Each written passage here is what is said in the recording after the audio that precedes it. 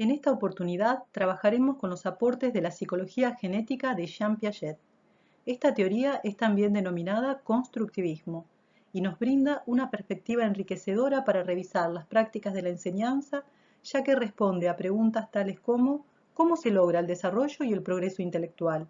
¿Qué es la inteligencia? ¿Cómo se pasa de un estado de menor conocimiento a otro estado de mayor conocimiento? ¿En qué tipo de situaciones habrá aprendizajes y en cuáles no? Esta es una primera parte en la que se trabaja con los mecanismos del desarrollo intelectual y se presentan conceptos claves que lo explican. Vamos a conocer a Jean Piaget y algunos de sus postulados teóricos. Enriqueceremos además la clase con la obra de Pablo Picasso. Picasso es un pintor cubista, aunque ha pasado por muchas etapas en su arte. Muchas de sus obras capturan la actividad de los niños. Aquí nos muestra a su hija Maya, de 5 años, que juega con su barco y mientras juega, aprende activamente. Jean Piaget, que nació en 1896 y vivió en Suiza hasta su fallecimiento en 1980, fue un biólogo que tempranamente se interesó por la epistemología, esta rama de la filosofía que analiza la condición de la producción del conocimiento científico.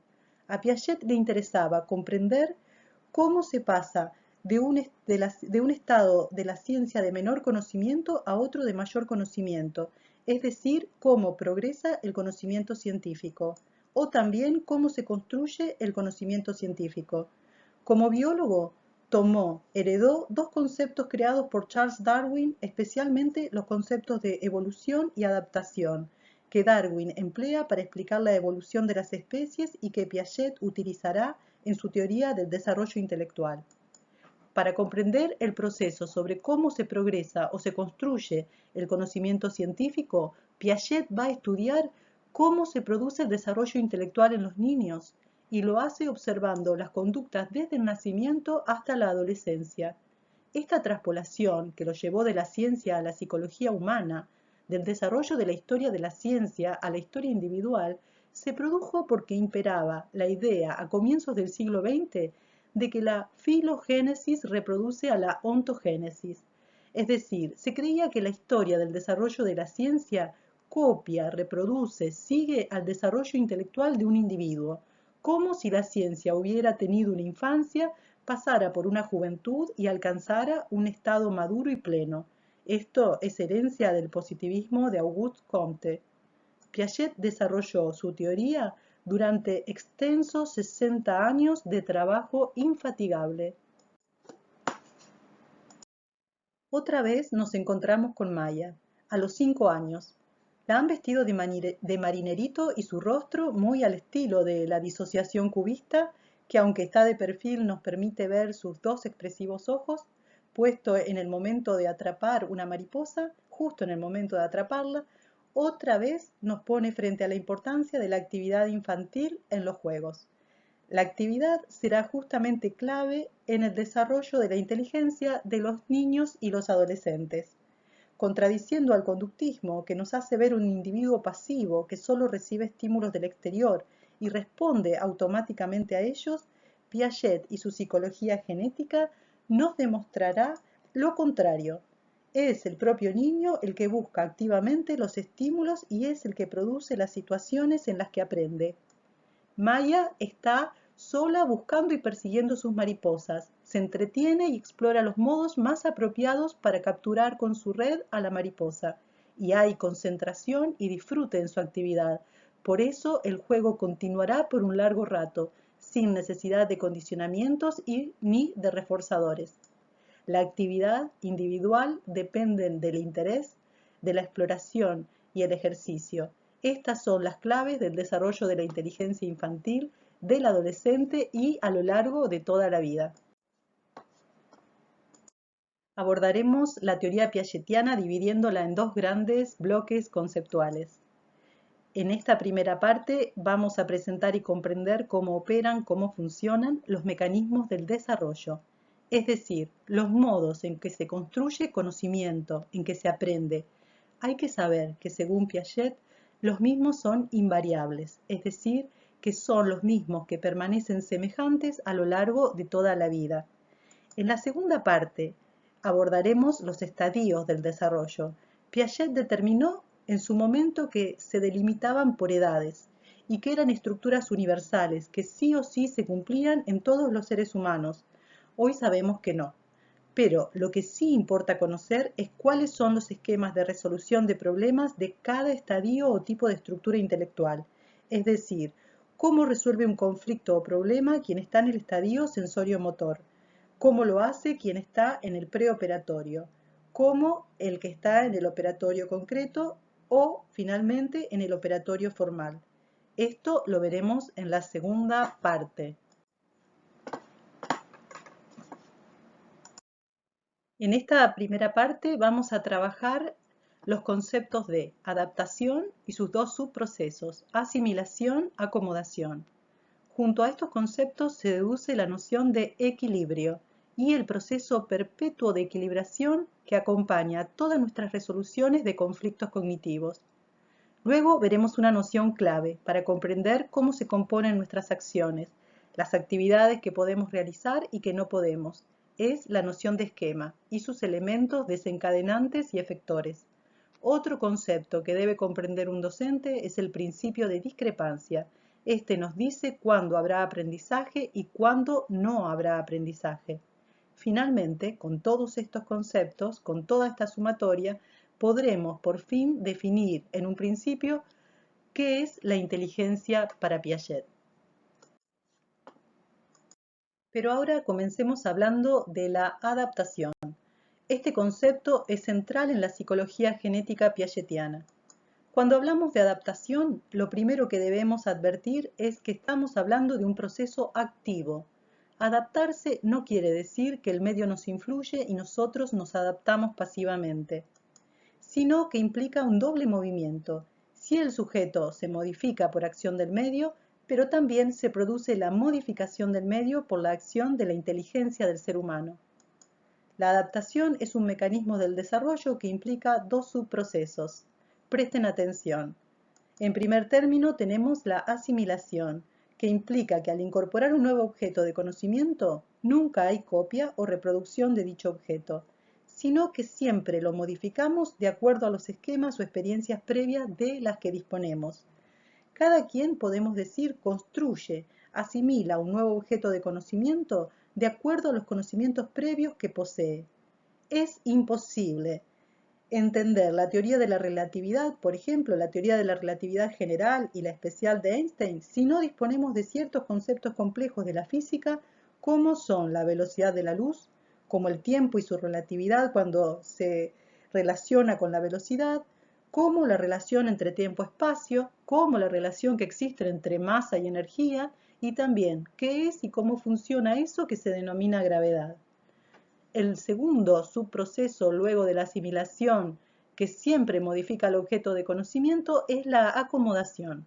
La acomodación implica que una vez incorporado el objeto de conocimiento, cuando ya se lo puede reconocer con mayor proximidad a sus cualidades, lo que acontece es una modificación, pero ahora en los propios esquemas mentales del sujeto. Conocemos mejor al objeto de conocimiento y entonces hay una modificación en nuestras estructuras intelectuales. Vamos a ampliar y a ejemplificar estos conceptos.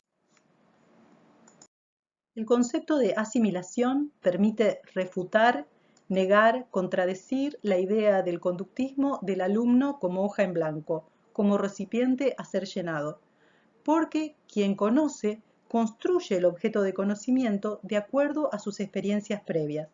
No se puede copiar o imitar pasivamente los estímulos externos. Nuestra mente no es un escáner o una fotocopiadora o una máquina fotográfica. Esa es la ilusión del docente conductista que dice, esto ya lo enseñé, esto ya lo expliqué, y piensa en sus alumnos grabando su voz, escaneando lo escrito en el pizarrón. No es así. Miren este ejemplo. Cuando un niño que ya conoce un caballo ve por primera vez una cebra o un burro, dice es un caballo, es decir, asimila el burro o la cebra al caballo. No puede detectar las diferencias, las características diferenciales de estas dos especies con el caballo. Así, cuando se asimila, se modifica el significado del nuevo objeto de conocimiento de acuerdo a lo que ya se conoce. Seleccioné a Picasso como referente del arte para enriquecer esta clase, además por su complejidad para ser apreciado artísticamente. Seguimos con la serie de su hija Maya a los 5 años. Es Maya con barco de 1938. Si alguien ve un cuadro de Picasso, pero no sabe de historia del arte, si no dispone de ciertos conceptos del arte como la disociación cubista, la figuración y el simbolismo infantil que utiliza Picasso, no podrá apreciar su creación. Entonces, cuando alguien no fue enseñado sobre arte, ve esta obra, la asimila a lo que él conoce, sus esquemas, y expresa, dice, exclama, esto no es arte, esto lo puede hacer un niño, esto bien lo haría mi hijo de 6 años.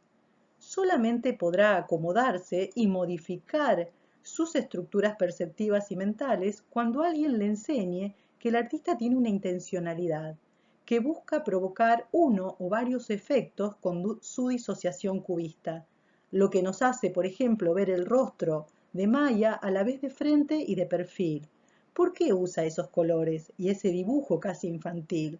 La expresividad de los ojos de Maya, sus manos, sus piernas y pies, la composición de todos los elementos, cada cosa logra efectos únicos, pero solo podemos experimentarlos cuando modificamos nuestros conocimientos previos.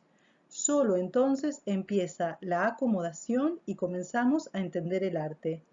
La acomodación implica un cambio de experiencias. En este caso se modifican nuestros esquemas perceptivos, nuestros esquemas interpretativos e incluso valorativos. Vamos a revisar los conceptos de asimilación-acomodación en una clase de historia, que trabaja con conocimientos atomizados o tópicos, aunque a alguien desprevenido le pueda parecer que muestra relaciones. Aquí hay un link de una clase de un canal educativo que enseña el feudalismo. Parece muy didáctico, pero si lo ven y le prestan atención a los términos que utiliza, verán que para un estudiante de segundo año de la secundaria puede ser chino básico, como se dice, es decir, que no brinda muchas oportunidades de asimilación, en principio. Esto no es infrecuente en las clases de historia. En una clase sobre feudalismo suelen presentarse una cantidad de términos y definiciones abstractas que es casi imposible que enganchen con conocimientos previos de los estudiantes.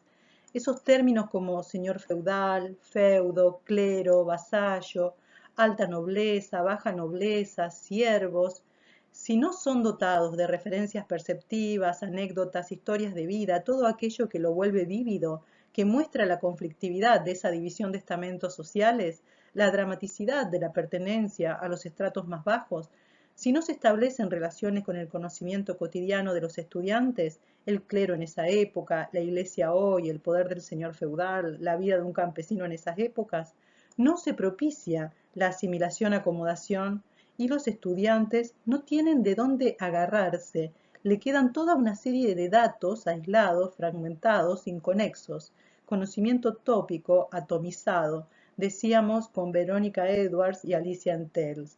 Y cuando no hay asimilación-acomodación, se obliga al estudiante a simular el aprendizaje por el uso de la memoria mecánica repetitiva, a repetir como loro, suele decirse, y luego a olvidar.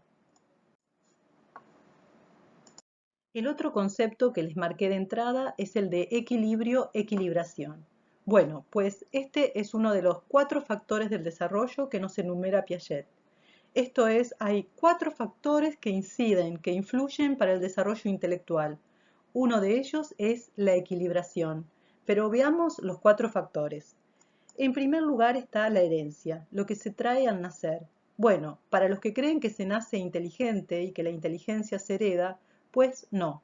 Para Piaget, con la única estructura que se nace, que es la base de la inteligencia, muy precaria, son los actos reflejos. Estos son actos o conductas reflejas, nada más.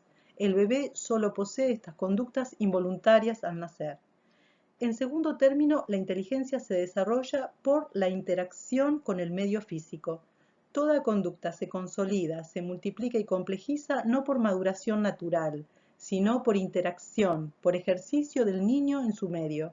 Es la actividad del niño o de la niña el principal factor de desarrollo. En tercer lugar está la influencia del medio social, las enseñanzas de los adultos. Piaget la sitúa muy por detrás de la actividad propia del niño.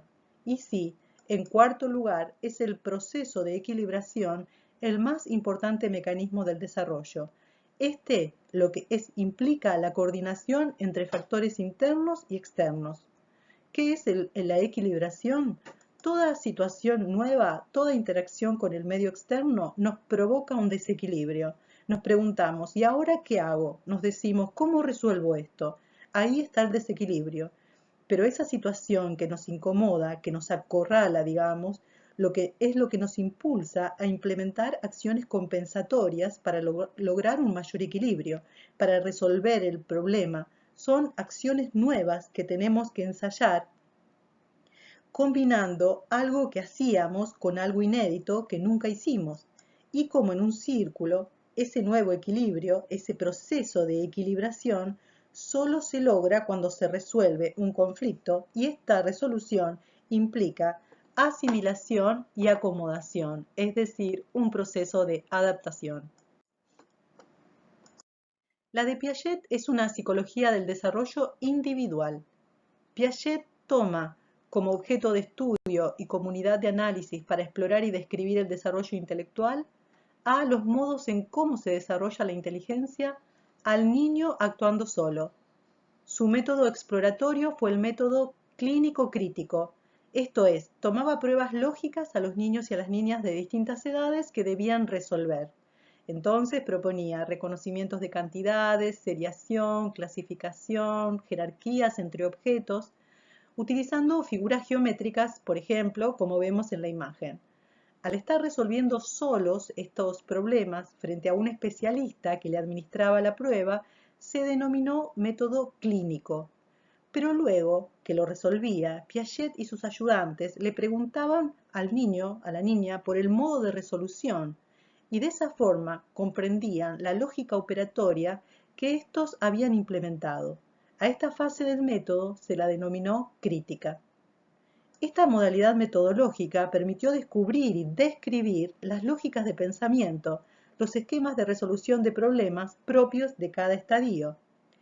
Piaget considera que el desarrollo de las estructuras intelectuales preceden al aprendizaje, es decir, primero debe haber maduración de una estructura por la propia actividad del sujeto y solo después podrá haber asimilación y acomodación a la enseñanza, a la influencia social.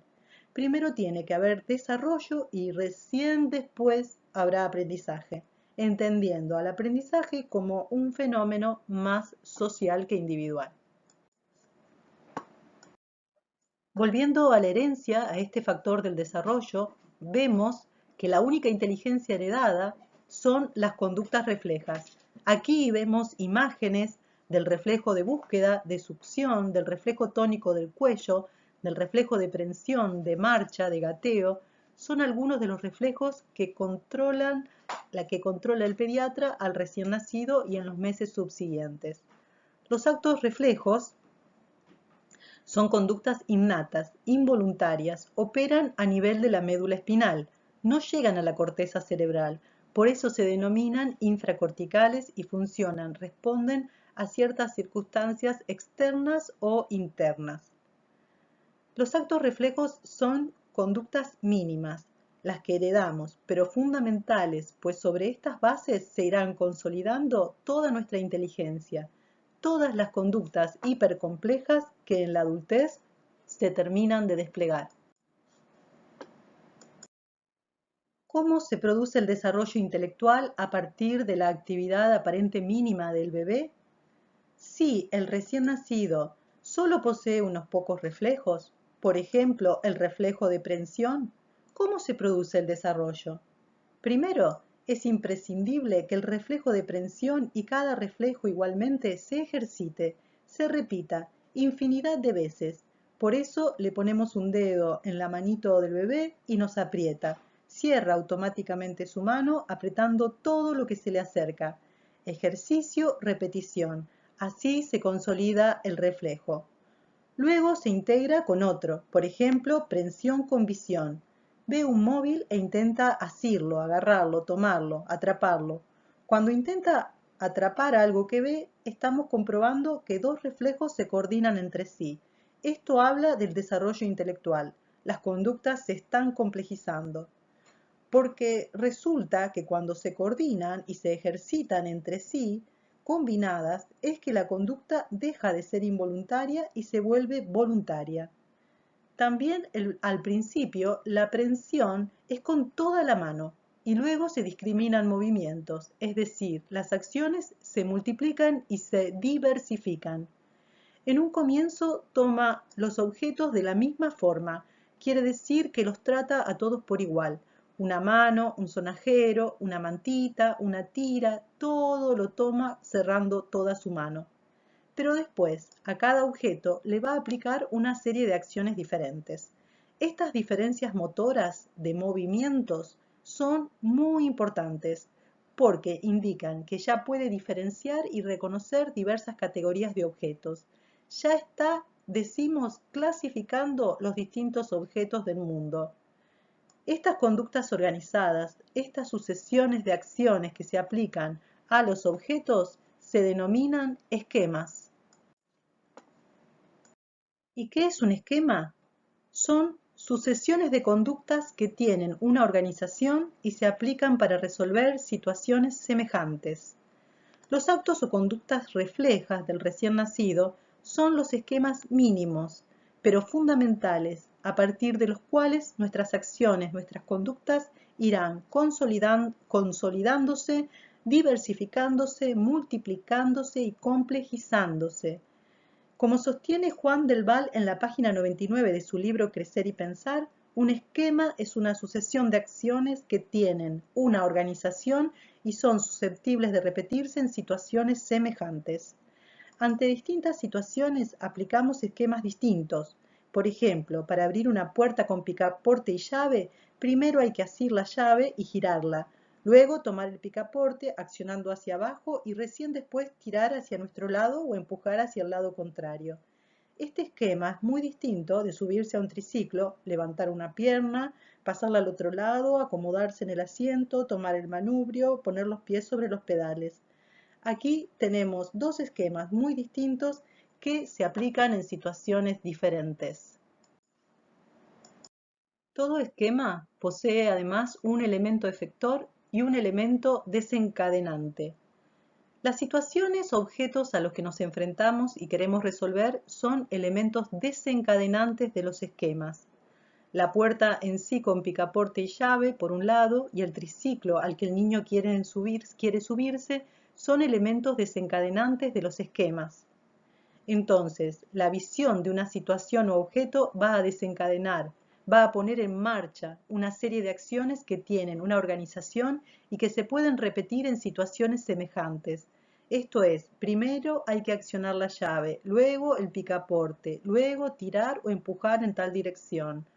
En las distintas situaciones reconocemos que debemos aplicar determinados esquemas.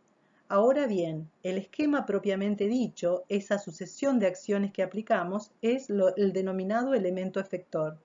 Y así, las situaciones a las que nos enfrentamos son el elemento desencadenante. A esto le tenemos que prestar mucha atención en la enseñanza. En la imagen vemos cómo una situación de examen desencadena toda una serie de esquemas, algunos de orden emocional, otros de orden cognitivo. Las situaciones escolares son elementos desencadenantes de esquemas.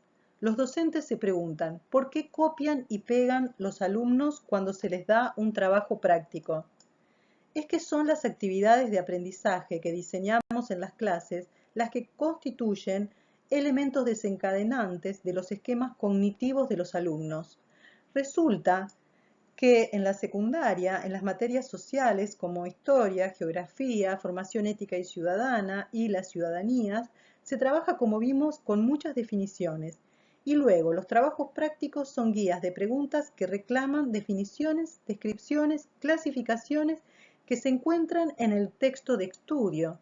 Entonces, si el elemento desencadenante pide lo que está en el texto, el elemento efector, el esquema propiamente dicho, lo que los chicos y chicas hacen efectivamente, es entonces identificar en cada párrafo dónde se localiza cada respuesta para cada consigna y copiarla.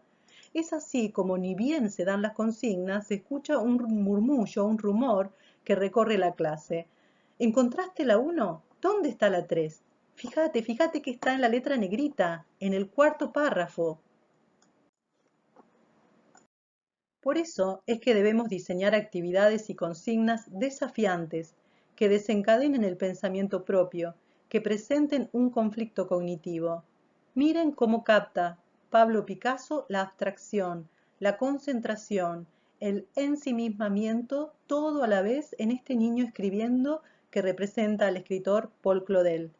Refleja una escritura que no es copia, sino producción de muchas operatorias mentales, en las que la imaginación, la deducción, las relaciones propias están actuando. Lo primero que tenemos que pensar en relación a los elementos de los esquemas es que son las actividades que diseñan los docentes las que son elementos desencadenantes para consolidar, diversificar y complejizar los esquemas cognitivos de los estudiantes. Si siempre les hacen copiar, incluso información que no resulta muy significativa, definiciones abstractas que no pueden ligar a nada conocido, ¿cuántas oportunidades se están perdiendo? Es en las actividades de aprendizaje donde está la clave del desarrollo intelectual. Es lo que hace que alguien despliegue mayor complejidad en su pensamiento. Las actividades deben desafiar al pensamiento del estudiante. Hay que invitarlos con las mismas a ponerse a prueba hasta dónde son capaces de descubrir elementos en un escenario histórico. Una vez dominados, por ejemplo, ciertas categorías teóricas, hasta dónde pueden identificarlas en una imagen, describir, apreciar cierta actividad económica, ciertas tensiones de clases sociales en un análisis crítico sobre una anécdota, una historia de vida cotidiana, de la sociedad feudal, por ejemplo. Qué importante es que breves ejercicios de escritura reclamen una opinión o una apreciación propia.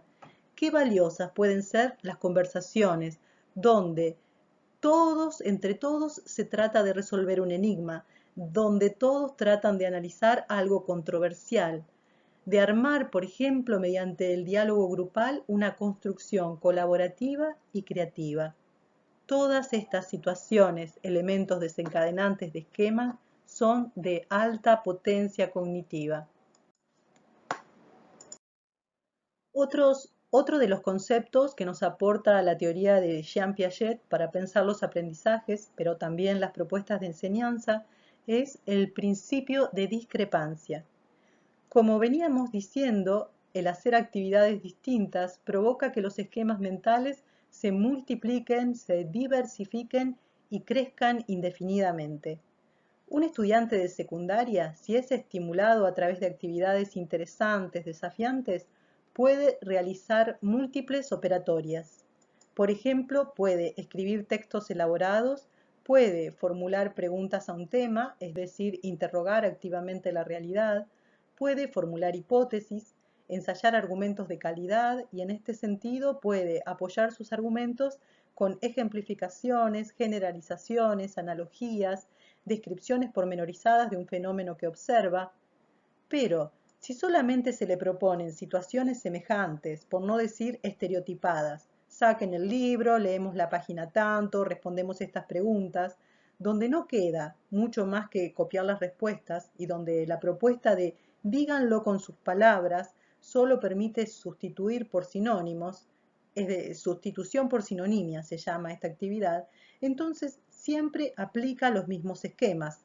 Acá no hay aprendizaje, sino automatización de respuestas y solo se consolida un hábito, porque lo que ocurre es que no hay distancia, no hay diferencia, lo que Piaget denomina discrepancia entre la situación anterior y la nueva. El repetir siempre lo mismo no cumple con el principio de discrepancia que requiere todo aprendizaje.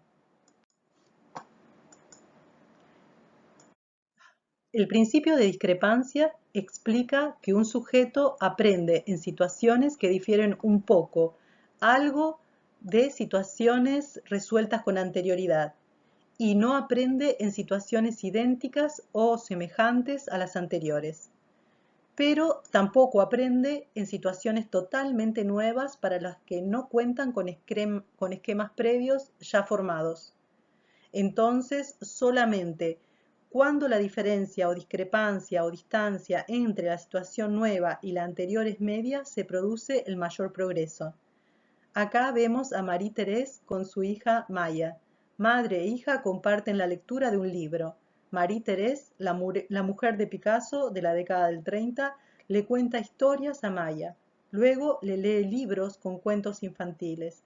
Un día la sienta a Maya sobre su regazo y le muestra cómo las palabras de ese cuento encantador están escritas en el libro. Ella las obtiene de ese libro.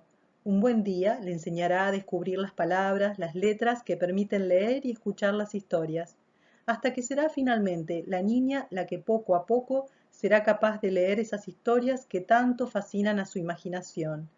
La discrepancia entre situación y situación debe ser gradual. Si la discrepancia es mínima o máxima, el progreso, el desarrollo intelectual, el aprendizaje no es posible.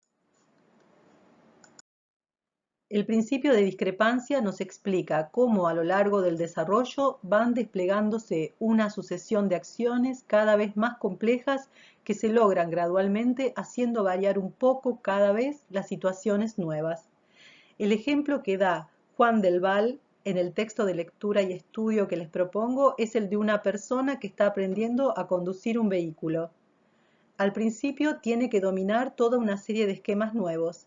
Por ejemplo, concentrarse muchísimo en pisar correctamente el embrague y así poner tal o cual cambio o marcha.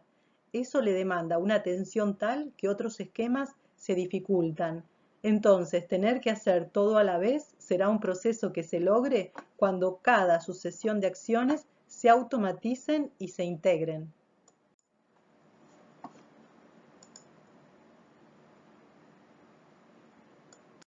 Luego de revisar todos estos conceptos, podemos empezar a responder qué es la inteligencia. En principio, debemos decir que la inteligencia se construye, se desarrolla en la actividad del sujeto, es decir, de este sujeto enfrentándose a situaciones conflictivas y actuando en ellas para restablecer el equilibrio perdido. Cuando se resuelve un nuevo problema, cuando se sale airoso de una situación conflictiva, se alcanza un equilibrio mayor, mayorante, diría Piaget. ¿Qué es esto? Que ese mismo problema ya no nos va a desestabilizar, ya sabremos cómo resolver tales conflictos. ¿Y qué constituye un problema? Un problema es una situación nueva en la que hay algunos elementos distintos de otras situaciones ya vividas, ya conocidas. Así que la inteligencia no es una posesión, algo que se tiene de una vez para siempre, sino la inteligencia está siempre haciéndose a sí misma en las situaciones que vive. La inteligencia es más bien una capacidad, la capacidad de adaptarse a situaciones nuevas. Ven finalmente estas obras que incluí aquí. Son también de Picasso, de una década anterior a las pinturas de Maya. Es su etapa del gigantismo. Es por lo tanto otro Picasso. Picasso es un claro ejemplo del artista y la inteligencia que se hace a sí mismo, que se reconstruye y recrea permanentemente, que recrea permanentemente su percepción del mundo en su obra. La inteligencia humana tiene potencialidades muy vastas, pero la educación, la enseñanza, la escuela tienen que habilitarla.